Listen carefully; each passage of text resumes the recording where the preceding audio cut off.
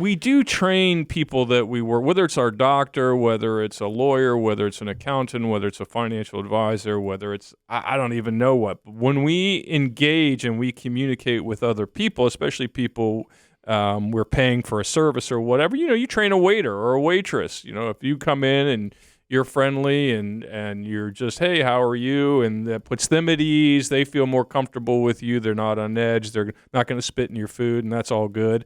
But if you come in with an attitude and you're rude and you're demanding and you're sending your food back 4 times, you know who you are out there. Mm-hmm. You're probably going to get your food spit in, number one. Number two, they're on edge. So you've created an atmosphere and you've created the tone for that interaction. To my point, which I'm very slowly getting to, is when you interact with your financial advisor, how you behave in the early stages of, say, a bad market or a good market, they get a read on you.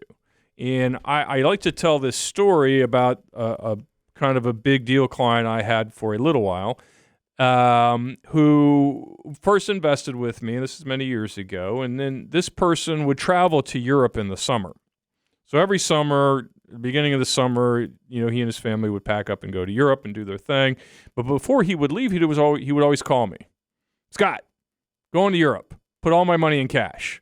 Now, first of all, I don't know what the two have to do with each other. Like, he thinks him going to Europe, the entire American economy and stock market's going to crater. I don't know what he thought was going to happen. All he knew was he was going across the ocean, because apparently he's not aware of the phone thing, and that the market would do something that he would not be able to do anything about, despite the fact that he had hired me and was paying me to manage his money, right?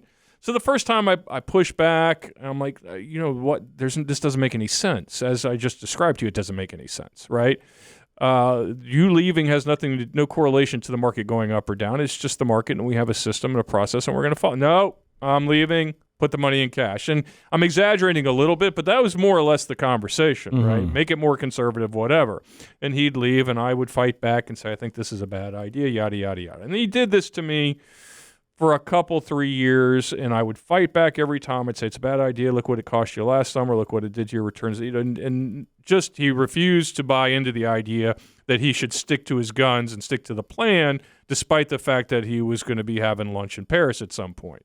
So finally, about year 4 or 5, I just capitulated. He'd call up and I'd say, okay, sure. Now, that went on for 4 or 5 or 6 years. He was never happy with his returns at the end of the year. And guess, essentially what he did was he got to the end of 8 or 9 years and realized his return sucked. And guess what he did?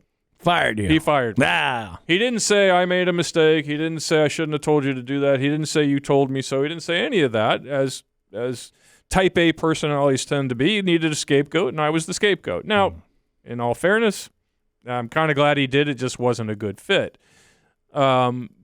My point is, it's like a dog. If every time the dog does something wrong, you pull out the newspaper and whack him in the face, eventually they're going to wince, right? When you reach for the newspaper, they're going to wince. And I winced. I gave in. I didn't want to get hit with the newspaper anymore, so I said, sure, whatever, let's put it all in cash. Let's do whatever this thing is you think we need to do so that you can go to Europe.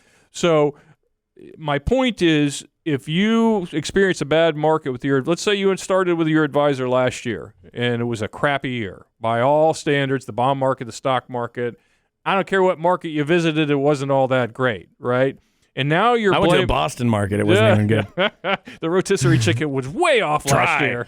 So if you are smacking your advisor with the newspaper, the next time a bad market comes along or the thing dips, he or she may not talk you out of the dumb decision you're about to make to get out, right? They may say, well, I know how this ends. I'm not going to fight with them. I'm going to give in to... First of all, it's absurd to think you're going to pay somebody so that you can manage your own money, right? Here, I'd like to pay you a few $1,000s a year, and in return for that, I'd like you to do everything I tell you to do and nothing else.